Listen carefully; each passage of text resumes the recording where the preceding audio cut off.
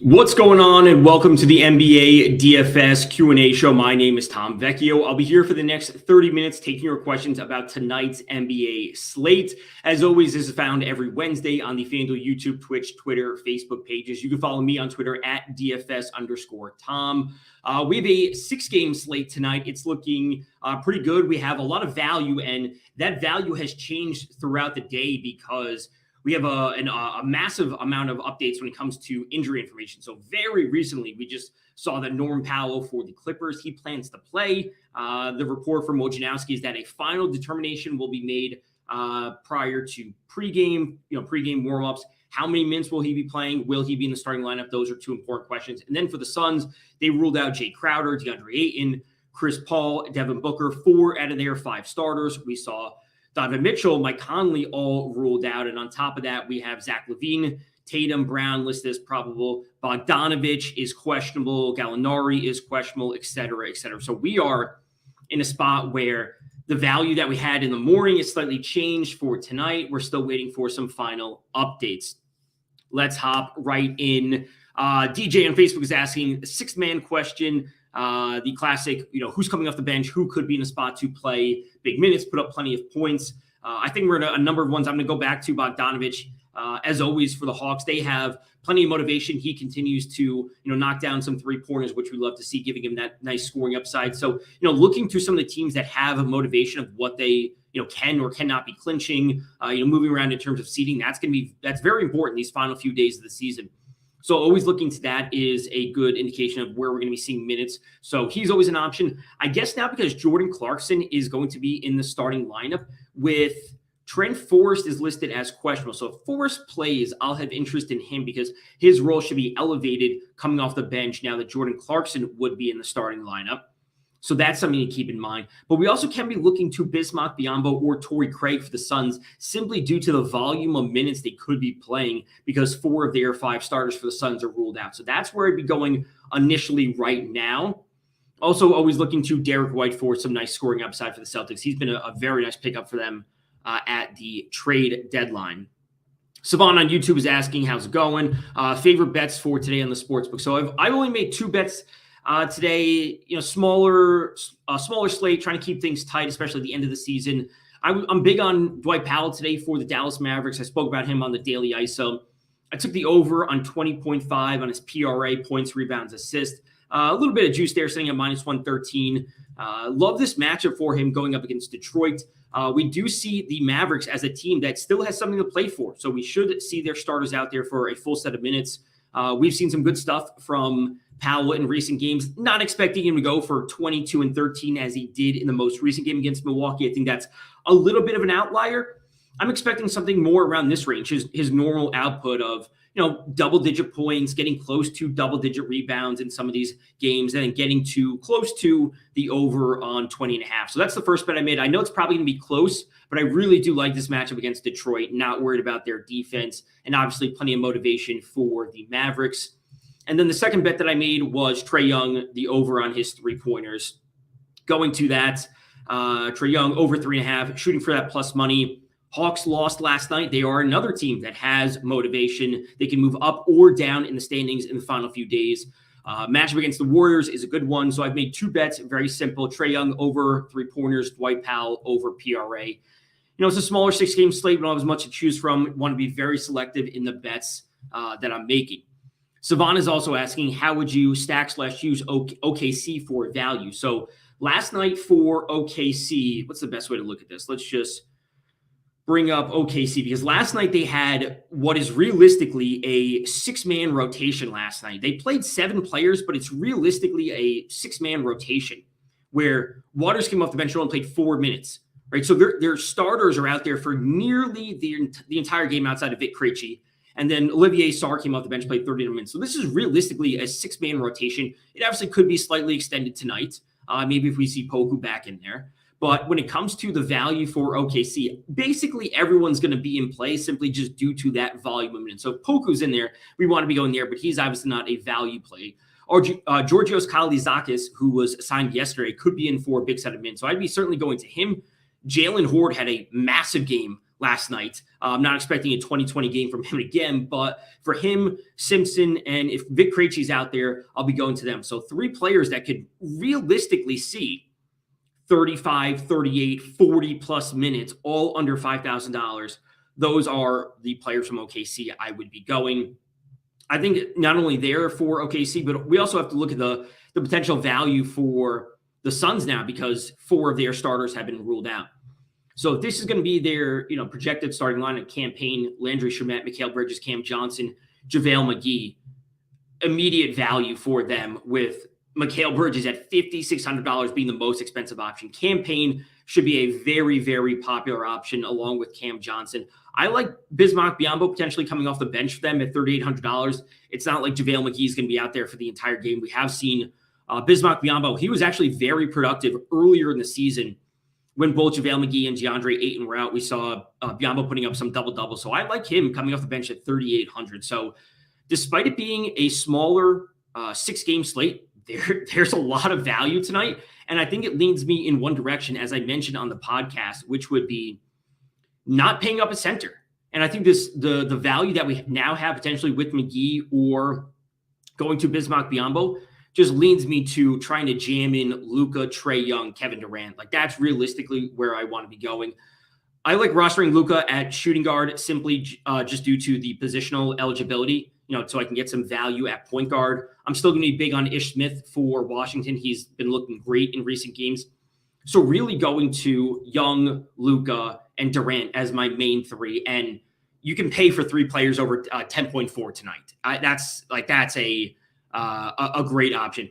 Brandon on Facebook was asking, is Bridges a must-play since the Phoenix players are out? I don't think he's a must-play. I think you want to be getting some exposure to Phoenix overall. It's not like one of them is going to be a must-play. If I have to choose, I'm going to be taking I'll be taking Campaign at point guard. That's ultimately where I want to be going. If I have to choose a must-play at Phoenix, it's going to be Campaign for him. Then for me at Phoenix for a must-play, and then probably Cam Johnson. Those are the 2 top for me. Mikal Bridges is certainly fine. He's a player that I love rostering just because he can do so much, knock down some threes, add in some steals and some blocks. But Campaign would be my number 1 value from the Phoenix Suns. Grim is also asking Landry Shamet, Jalen Horde, who is more value. So Shamet is 39. Let's just see. Are their salaries the same? Oh, whoops. Thunder. 45. So I would take Landry. I would take every bit of salary relief I can to boost this potential remaining, because I think Horde is certainly fine. There's no doubt about it. But I would take just a little bit of savings with Landry there. DJ is asking about the 3x2s tonight. The 2+3s in the first 3 minutes. Looking to the Knicks Nets is good. It's a little bit of juice at 132, which is that's okay depending on how much you want to lay. I would certainly look to the Hawks and the Wizards. I guess this goes in line with my Trae Young bet. Not surprised to see him knock down some threes. Bulls and the Celtics only at -104. Jazz Thunder, this game I would say I'm probably not interested in, especially that we don't have Donovan Mitchell out there. So that's probably not a game I'd be going to. Knicks Nets I think is clearly number 1. But it has a little bit of juice. So I'd be going there and probably the Hawks and then the Bulls, probably in this order, 1, 2, 3. If you're willing to lay the juice or you want to throw it in a parlay, it obviously won't matter at that point. Plus 258 is not bad. I mean, plus 600, that boosts it up a little bit. But these are probably my 2 favorite for the Knicks and the Nets, and then the Hawks for the 3x2. So when you're looking at the value on tonight's slate, I think we're going to see some pretty similar value options, obviously, but I also think we're going to see that, transition into pretty popular or pretty consistent roster builds, because there's no one top tier really at center to pay up for. If you want to go to Rudy Gobert or Porzingis, I think that's fine. I don't have a ton of interest in Vucevic tonight. And in fact, I kind of made a case against Porzingis on the podcast today because his minutes have slightly trended down, where he broke, past 30 minutes in a few of these games for the Wizards, but it's the final week of the season, and now we're seeing him under 30 minutes in 5 straight games. They're on the second night of a back-to-back. He's 8,900, so I'm slightly concerned about Porzingis, his minutes overall, and his ability to reach value. So I'm not really looking to Porzingis. You can make the case for Gobert because this matchup going up against OKC is obviously very easy. No one's doubting that it's not easy. There's obviously a little bit of extra usage in the offense because Donovan Mitchell and Mike Conley are out, but he's still $8,800 in a game that has a 15.5-point spread. So I'd rather take someone in the mid-tier like Andre Drummond, or simply drop down and take some of this value. Dwight Powell's 4,900, Biyombo 38, and of course JaVale McGee at 35. So min salary guy JaVale McGee in the starting lineup really just helps with roster construction overall. Again, prioritizing the guards and the forwards on tonight's slate is not going to be like a hot take. That's not going to be a shocker for a lot of people. They're going to be paying up for as many of these top stars they can fit into one lineup. Grim is also asking, rank starting value Tomas Satoransky, Zaire Simpson, Jordan Clarkson, and Marcus Smart, thinking starting Tomas Satoransky and Marcus Smart. So I made a case for Marcus Smart tonight because this is a game environment that I really like.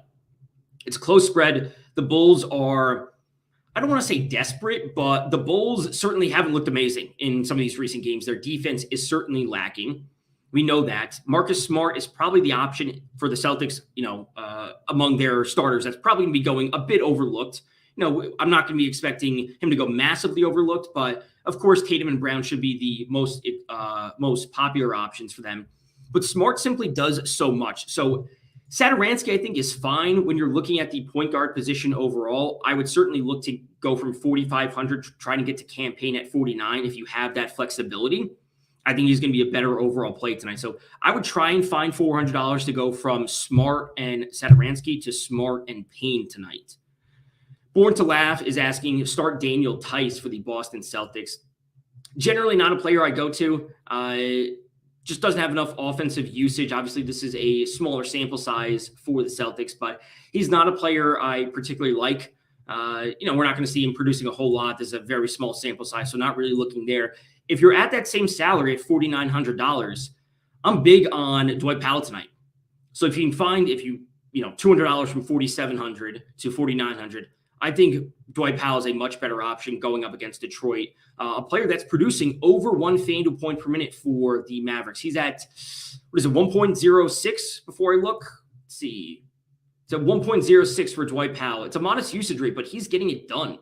And this is a decent sample size, over 300 minutes for Dallas. So I would look to pivot from Tice to Dwight Powell at $4,900. It's only a $200 difference. That probably shouldn't impact your roster construction. Of course, the same position eligibility, center/power forward for both of them. So I'm looking to get Dwight Powell in there. He's an option that I like.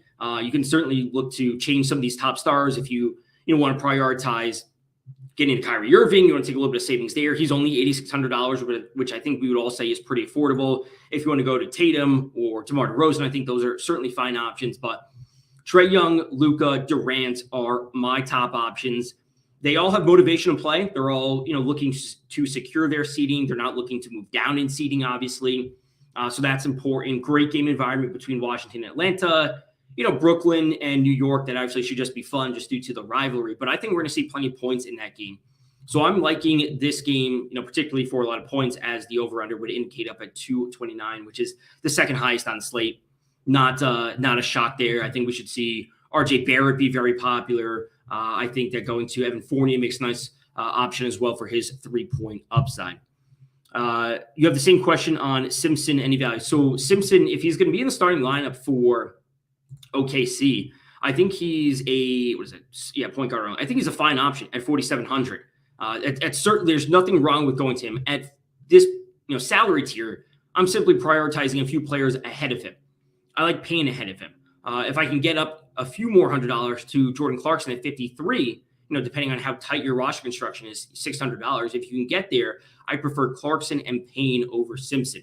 That's really where I'd be going. That's what it comes down to. And frankly, Seth Curry, if you're looking to just take the player because he has positional eligibility, he's not on the injury report today. So he should be good to go. It's in here somewhere. Seth Curry, not on the injury report. So he's going to be in the starting lineup, or should be in the starting lineup for the Nets. So I like the $4,000 salary on him. It's looking like a good matchup for scoring overall. So the value ultimately on tonight's slate is, it's somewhat of splitting hairs. It's also the same thing for some of the, the top tier players. You're splitting hairs here between Luka and Trae Young. I simply want to get both of them in my lineup because the 60, 70 point potential from both of them is there. Kevin Durant had a modest game last night in the grand scheme of things. We saw Kyrie have a huge game, but I'm expecting big points from him. They need him out there. They need to be securing wins as well. They can, in theory, move up if Cleveland continues to lose. They also can move down if Atlanta, wins tonight in a winnable matchup against Washington. So the team behind them, or the team that they're tied for, I guess, they're very, very aware that the Hawks can move up and they can move down. All the seeding when it comes to the play-in is important. The last, 5 days of the season? Wednesday, Thursday, Friday, Saturday, Sunday. Yeah, so 5 days of the NBA season. This is very, very important. Hopefully there's no major updates when it comes to injury for the rest of the slate. If Norman Powell plays and he's in the starting lineup for the Clippers, it comes down to how many minutes he's going to play. Is it going to be 15? Is it going to be 20? Is it going to be 25? Is it going to be 30? If he's all the way up at 30 minutes, he's not in a spot to be limited in any capacity, that's the spot I would have interest in going to him. But if we don't have clarity on how many minutes he'll be playing, I'm probably very hesitant to go to Norman Powell in any capacity, probably in literally any capacity. It's a bit of a jump to go from 66 to 7,600 to get to RJ Barrett. I mean, Mikal Bridges taking $1,000 of savings is a spot I'd rather go. There's no direct pivot away from him, because if Powell's in the starting lineup, Rocco should probably be coming off the bench for the Clippers. So I would have very, very limited interest in Powell if he's not going to be on a full set of minutes, simply just due to his inability to reach value if he's not playing a full set of minutes. Do you expect Ayo Dosunmu to go nuts with LaVine out? LaVine is listed as probable, right? LaVine's listed as probable here. Let's give this a refresh. LaVine was out last night. So just double check that, because Powell, there's no update on Zach LaVine. He's listed as probable. So that's one thing I would double check wherever you saw that news that Zach LaVine is out, because he's officially listed as probable. I'm going to be sticking with DeRozan and LaVine when it comes to the Bulls. They need to get their scores going against the Celtics, who are, frankly, the better team. That's why we see them as road favorites. So Ayo Dosunmu is not an option I'm truly considering tonight. His salary is obviously wonderful, that low, but I think there would be probably a variety of options I'd be considering ahead of him. He's shooting guard only, $3,600. So $3,600 all the way down here. I mean, Landry's 39. I mean, I think that's the clear play to get to. Seth Curry, again, only $4,000. I'd probably try and find the $300 to try and get to Landry Shamet at 39 over Dosunmu. Oh, Lonzo Ball out for the season. That news came out earlier, right? That Lonzo's out. I don't think that's too much of an issue. He's been out for a while, and they've been kind of running with this rotation for, multiple weeks, but multiple months at this point for Lonzo being out for the rest of the season.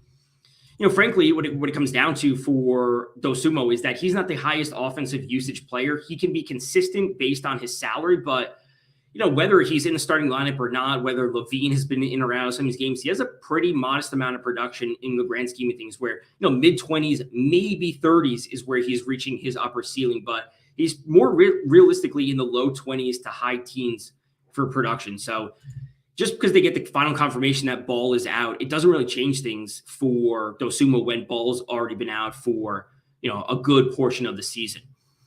So when it comes to the Bulls, I look to DeRozan, I look to LaVine for that high volume shots. I look to Vucevic in certain matchups. Tonight is not one of them. I often look to Vucevic when it's a loaded slate, because I think he's a player that can go overlooked at times. Whether or not he's going to be popular tonight really doesn't impact my decision-making of if I want exposure to him. And frankly, I probably want zero exposure to him and just simply removing him from the player pool, because I want to be focusing in on the mid-tier plays with Andre Drummond, or dropping down and taking the value with Dwight Powell, with JaVale McGee, or Bismack Biyombo, just to kind of aid in the roster construction process, which would be prioritizing Trae Young, Luka, and Kevin Durant tonight. Who is Ayo Dosunmu, the shooting guard for the Chicago Bulls right here. He's been a good value play this year. At times, earlier in the year, he was certainly crushing a lot of assist props that was on for a good portion of the year, but their offensive usage has changed a little bit, and we still see DeRozan and LaVine leading the way. Caruso is back in the lineup. That slightly changed things for their rotation as well. Pat Williams is now back in the starting lineup, et cetera, et cetera. So I'm not really looking to Dosumo at all tonight. As always, it comes down to having a tight group of value plays that I like, prioritizing the top tier players that I want, and filtering in a good amount of the mid-range plays. There's a lot of value on tonight's slate. RJ Barrett is a player that I really want exposure to. It's tough because I have to deprioritize one of the top tier stars and get to RJ Barrett, which changes the natural roster construction. So if you want to get RJ Barrett in and you want to get to Zaire, he's a point guard only.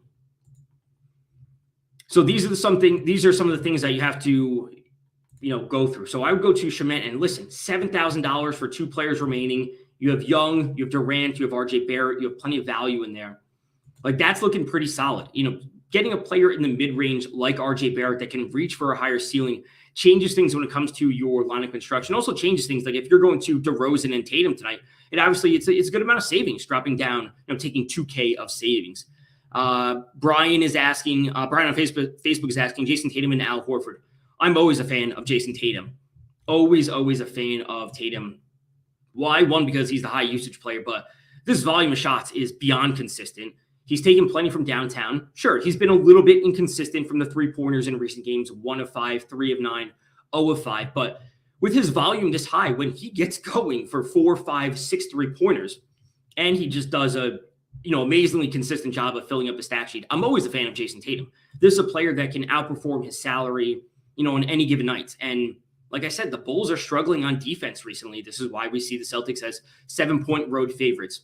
This is also a potential playoff atmosphere, playoff matchup. So playoff type atmosphere wouldn't be too much of a surprise. When it comes to Al Horford for the Celtics, we obviously want clarity that he will be playing. He's also been consistent as of late. I'm not really worried about the matchup overall versus the Chicago Bulls. It really comes down to who you're prioritizing in this tier. And for me, when it comes to my roster construction of how I'm prioritizing players, Al Horford's kind of in this, no man's land where he's not a value play. He's not a top tier, so it's tough to get him in. I have no issues with him if you're going to go to him tonight. I think he's in a great matchup. I think he'll see plenty of production out there. For me, I'm simply looking, above him and below him when it comes to salary. So always a green light on Tatum. I think it's, a green light if you're looking to prioritize Al Horford tonight. I'm not worried about him producing. It's just not fitting into my personal lineup construction tonight when I'm, prioritizing some of the guards and I need to find value at the forward positions. So that's what it comes down to. It's really just a preference thing. And for me, the preference tonight would be Luka, Young, and Durant. That's really it. And that means I need to find value, and I simply just don't have or if I roster Durant at small forward, it means I need to find value at the power forward position, and I simply can't afford to play Al Horford. That's mostly what it comes down to. So if there's no other injury updates, LaVine probable is always good to see. Players being listed as probable is always good. Update on Norman Powell minutes is something that we're going to need some clarity on. I assume he'll be in the starting lineup if he's good to go. Wojnarowski on Twitter said that he's expected to go. He plans to play. They're going to make one final check before his pregame routine, et cetera, et cetera. That'd be one thing to check. For Norman Powell, if you're looking there, the immense value lies with the Phoenix Suns tonight. You can be legitimately going to any 5 of their starters. I'm personally going to campaign as number 1 overall, then Cam Johnson, then probably Landry, then Bridges in that order. Of course, JaVale McGee is going to be in there because of the salary relief that he offers, and again, fitting into roster construction overall. The Thunder also offer immense value. We just need an update on who's going to be available for them because they had – was it only like 10 players dressed last night or whatever it was, and they only ended up playing 6 of them. So some clarity on the Thunder would be good. For the bets that I made tonight, I've only made 2. It's a smaller slate. Want to, kind of keep things tight, be selective. Dwight Powell over 20.5 PRA. A little bit of juice there. Love this matchup against Detroit. Pace up spot for the Mavericks. They are 30th in the league in offensive pace, while we see Detroit sitting up at 13th. It's an easy matchup. The Mavericks have plenty of motivation, et cetera, et cetera. All of those things are good to see. The Atlanta Hawks, Trae Young over 3.5, made threes at plus 128. Those are the two bets I made. Trae Young and the Hawks also have motivation. They need to be securing their seeding when it comes to the play-in. They're, of course, locked into it. Whether or not they get to 8 or 9 or 10, whatever it might be, they have motivation. They lost last night. This is a winnable matchup against the Wizards, who I think obviously outperformed a bit last night against the Timberwolves. So a lot of value on tonight's slates. I think we're going to see some pretty similar lineup builds just because the value pushes you in a certain direction depending on where you are getting that value, whether it's at the guard position or at the center/power forward position. It's just going to naturally cause you to spend up at the opposites. So if you want to get to Porzingis, I think that's fine. Again, not a player I'm personally prioritizing on tonight's slate. I don't love his minutes being scaled back in recent games, under 30 minutes in 5 straight games, and his salary is still up at $9,000. When he was $7,500 when he recently returned and he was still under 30 minutes, that's okay because he's obviously a little bit cheaper, but his minutes being scaled back and it being closer to the end of the season, I'm not going to be surprised if he only plays 25 minutes tonight. So I'm not going to Porzingis due to that. I'm not going to Gobert because of the spread for Utah. Not worried about the matchup against OKC. Again, just naturally fitting into the lineup builds does not work for Rudy Gobert. How high can the Bulls get? Standings-wise, that I don't know, off the top of my head. I don't know every possible, permutation of the standings. If they win out and the Raptors lose out, where would they – I guess they could jump to 5. I don't think they can jump to 4 just because there's not enough games left for them, right? They make up 4 wins for the – can they make that up? They only have 3 wins, so they only have 3 games remaining, so they can't make up 4. So the best they could get is 5, and of course, the Raptors would have to lose. So they do have motivation. I don't know if Cleveland can catch them. Are they locked into the play-in or the? I don't know if they can catch them. And I assume that they can't catch them. So they're locked into 6th, at most 5, and that's only if the Raptors lose. So they technically do have motivation to get to 5, but how much of a difference does that make in the grand scheme of things when they're, would they end up playing Milwaukee or end up playing the 76ers? I mean, kind of pick your poison at that point for Chicago. I think they need to figure things out defensively before they're worried about, losing one game or trying to pick up one extra game when it's going to be a tough matchup regardless. So tight value on tonight's slate. Don't go too crazy with the player pool. Prioritize the top tier options. And again, the 2 bets that I made, Dwight Powell over 20.5 PRA and Trae Young over 3.5 made 3-pointers. Both players with motivation, both players in good matchups to get that done. So we will have we have an MLB show planned for tomorrow. Obviously, MLB opening day will be live about an hour before the first game, going over some bets for those that 7-game slate tomorrow for MLB opening day. As always, you can find this on the FanDuel YouTube, Twitch, Twitter, Facebook pages. You can follow me on Twitter at DFS_Tom. And until next time, good luck in your contests.